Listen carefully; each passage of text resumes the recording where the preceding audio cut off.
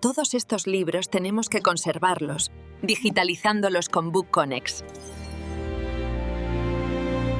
Vamos a hacer un viaje en el tiempo. Nos vamos a una época de un optimismo, desbordante. Una era que estaba convencida de que tenía todas las respuestas.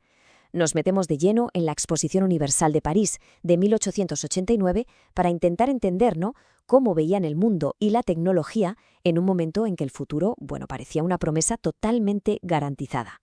Y fijaos en esta imagen. Lo que vemos aquí es que esto no era una simple feria, para nada. Era un auténtico microcosmos. La exposición de 1889 se pensó como si fuera un espejo del planeta entero. Un solo lugar, en pleno corazón de París, donde se concentraba todo, el progreso humano, la industria, la cultura, todo junto.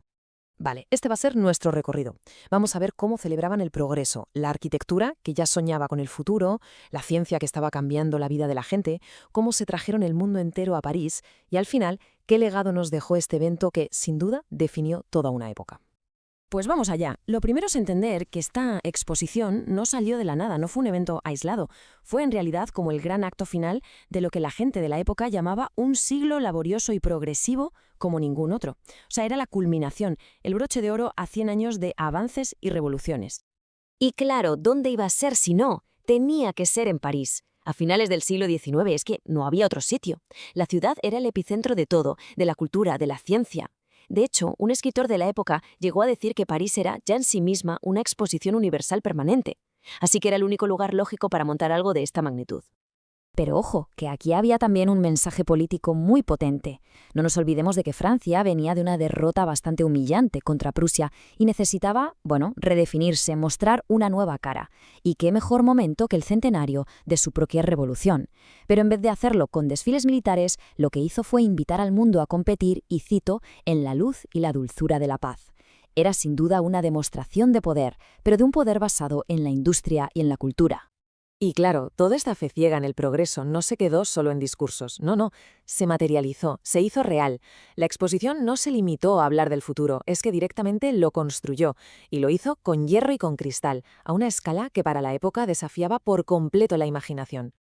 Es que la clave de todo esto es la escala. La Torre Eiffel y el Palacio de las Máquinas no eran simples edificios, eran auténticas declaraciones de intenciones. Su objetivo era romper todos los récords habidos y por haber, redefinir lo que se consideraba posible. Simbolizaban, al final, el dominio total del ser humano sobre la materia. Y el contraste que vemos aquí es que es brutal, es muy revelador. Por un lado vemos el esfuerzo humano, a esos obreros que parecen casi hormiguitas subidos a esa estructura inmensa. Y por otro, el resultado, un espacio interior colosal, que parece casi infinito. Esto ya no tenía nada que ver con la construcción tradicional, con la piedra. Esto era, simple y llanamente, el triunfo de la ingeniería moderna.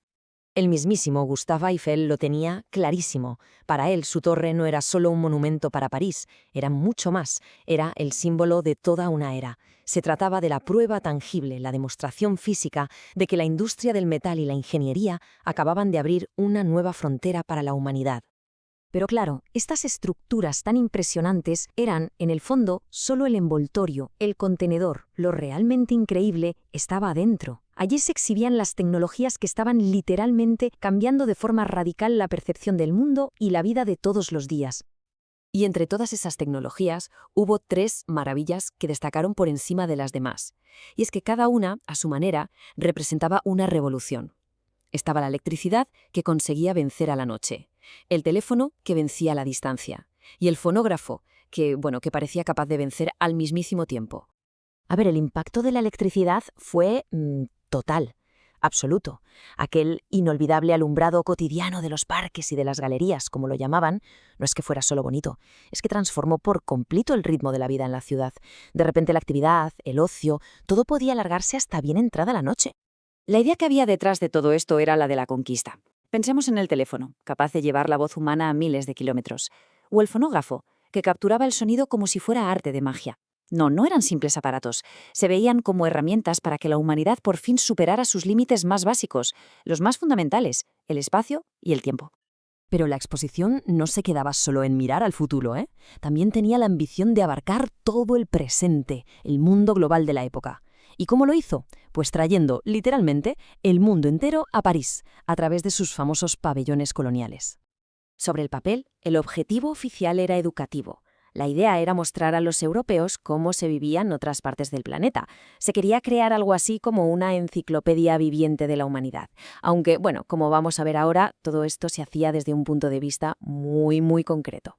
Y en estas imágenes el contraste es clarísimo. Por un lado, la potencia industrial europea, con la locomotora como símbolo, y por el otro, estas aldeas lejanas, reconstruidas para la ocasión, donde el trabajo artesanal se presentaba como algo exótico, casi primitivo. Era, en toda regla, una colisión de mundos que dejaba muy clara cuál era la jerarquía global que ellos veían en esa época. Y todo este despliegue, toda esta tecnología, toda esta cultura, al final se envolvió en un paquete absolutamente deslumbrante, porque estaba diseñado para ser, por encima de cualquier otra cosa, un espectáculo para las masas. Y aquí hay un detalle que puede parecer pequeño, pero que lo cambia absolutamente todo. La exposición cerraba a las 11 de la noche. A las 11, algo que hasta ese momento era impensable. ¿Y qué significaba esto? Pues que por primerísima vez la clase trabajadora podía ir después de su jornada laboral. Y eso la convirtió en un evento, verdaderamente de masas. La noche, sí, la noche era el momento mágico. La tecnología dejaba de ser solo útil y se convertía en un instrumento para la fantasía. Pensemos en las luces eléctricas por todas partes, las proyecciones desde la torre y sobre todo las fuentes luminosas que cambiaban de color. Todo eso creaba una atmósfera de puro asombro, una auténtica fiesta para los sentidos. Es que hasta el propio paisaje formaba parte del espectáculo. Los jardines no estaban ahí de adorno, no eran un mero decorado. Eran un escenario inmersivo, un lugar donde la naturaleza y la tecnología más puntera del momento se daban la mano para crear una experiencia totalmente festiva y, encantadora.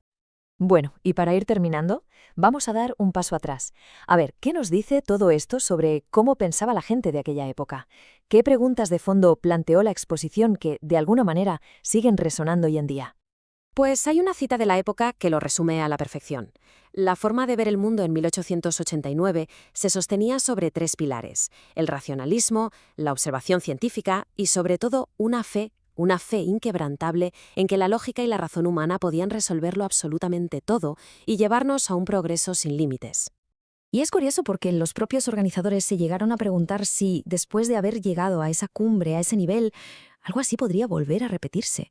Un cronista de la época, sin embargo, aseguró que no, que la era de las grandes exposiciones no había terminado. Y esto, claro, nos deja con una pregunta en el aire. ¿Qué nos dicen hoy en día nuestros grandes eventos globales sobre nuestra propia idea de lo que es el progreso? Gracias por habernos acompañado en este viaje.